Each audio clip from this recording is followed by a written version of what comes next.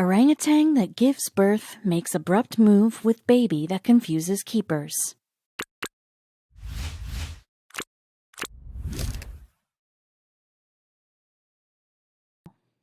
A group of zoologists at England's Jersey Zoo put all their resources into helping along with the next generation of one primate family.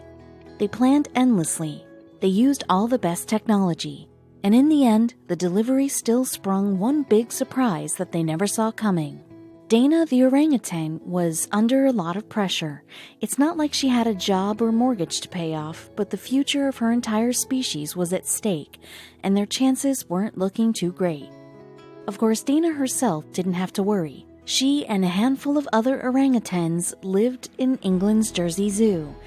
They had everything they needed there, thanks to the inspiring vision of one man. Naturalist Gerald Durrell founded the Conservation Center in 1959.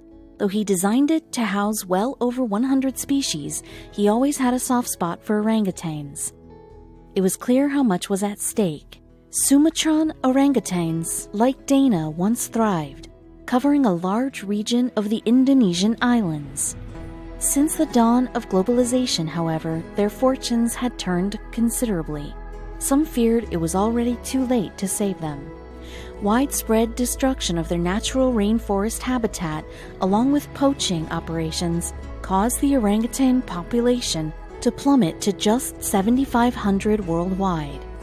Although there are plenty of critically endangered species out there, this one is particularly troubling. Orangutans are one of the closest genetic relatives to human beings, sharing over 97% of the same DNA. That means these are intelligent, emotional creatures that are in danger. Dana herself nearly died once before. Gordon Hunt, the head ape keeper at the Jersey Zoo, remembered the incident like it was yesterday. Back in 2009, one of the most exciting days on the job suddenly morphed into a total nightmare. Dana was pregnant, which sent the Jersey Zoo staff into hysterics. No baby orangutans had been born there in years. This potentially marked a turning point in the primate's trajectory, until everything went totally off the rails. As Dana went into labor, the zoo employees were horrified to see that it was a stillbirth. What made the situation even worse was that the orangutan was grappling with internal hemorrhaging. They rushed to save her. Severe as the trauma was, Jersey Zoo managed to save Dana's life. The resulting damage unfortunately blocked her fallopian tubes.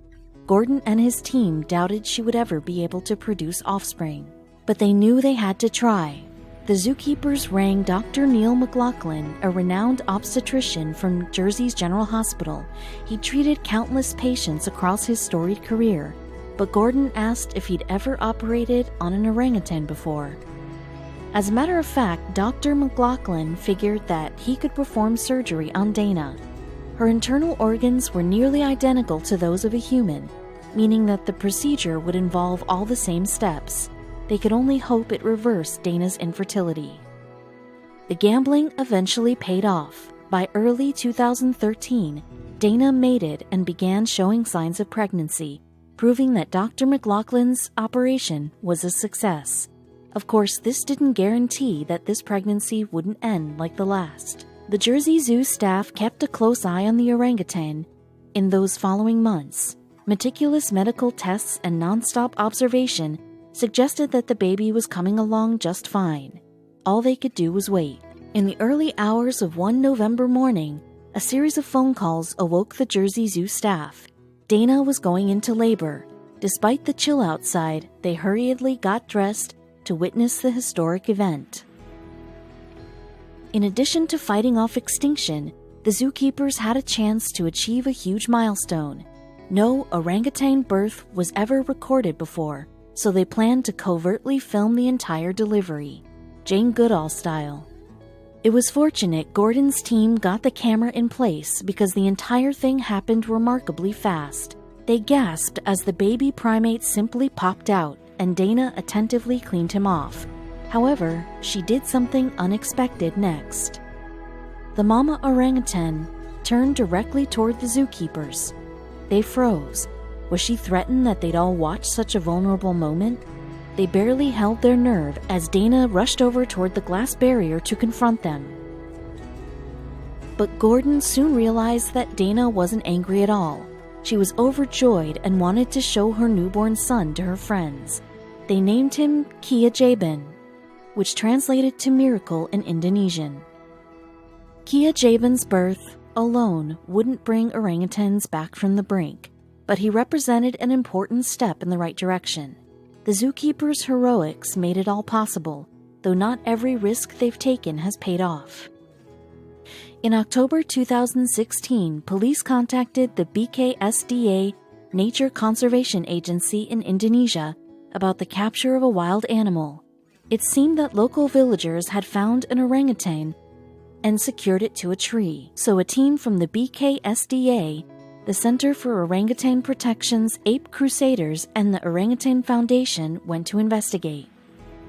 Unsurprisingly, when rescuers arrived on the scene in central Kalimantan, they found the orangutan, which they named Rawit, in a bad way. In fact, the ropes used to tie her were so tight that they had cut off circulation to her limbs. Her hands and feet were also unnaturally swollen. Furthermore, images of the incident showed 5-year-old Rawit looking extremely withdrawn. Indeed, her almost human-like expression portrayed a sense of great despair. The BKSDA team suspected that she may have been stolen from the wild with the purpose of selling her on the illegal pet trade. According to the Orangutan Foundation, an oil palm forest and human settlements surrounded the young female's natural habitat. In fact, the expanse of palm oil forests is one of the greatest threats to orangutan populations. While the product is Indonesia's third largest export, it is estimated that the growth of this industry has contributed to an 80% loss of orangutan habitat in the last 2 decades. However, palm oil isn't the only threat orangutans face. Deforestation and hunting are also responsible for the decline of orangutan populations, as is the illegal pet trade. Sadly, figures from the Orangutan Conservancy suggest that there are only around 60,000 orangutans left in Borneo and Sumatra. Yes, humans often take young orangutans and sell them into the illegal animal trade. Mothers are heartlessly killed, too, before the poachers pull the infant orangutans away from their dead mothers' bodies. In fact, a Center for Orangutan Protection and Nature Alert report found that as many as 20,000 orangutans have lost their lives or freedom to the illegal pet trade in the last decade. Often, these little orangutans don't recover from the trauma of losing their mothers in such a horrific way. So, in addition to mental health issues, they are also at risk of physical harm from disease and poor treatment during their captivity. Luckily for Rawit, then, rescue teams got to her just in time. The team released Rawit from her ropes and took her to an animal hospital where the injuries to her limbs could be attended to. Then, after a few days, the ape began to rebuild her strength. Staff constantly monitored her health, too, so that the best next step could be decided. After a while, the foundation determined that Rawit was well enough to join its soft release program. This allows the animals to get used to their new habitat before being released for real. Hence, staff took Rawit to the Lamandau Wildlife Reserve, where they'd watch over her until she could be fully released. The Lamandau River Wildlife Reserve is home to a number of release sites and patrol posts to ensure orangutans remain safe following their release. The reserve also has a 1,600-foot buffer zone between its forest and the surrounding palm oil forest. Therefore, it's an adequate space from which to release rehabilitated wildlife. So 2 weeks after her initial rescue, Rawit was cleared to be freed.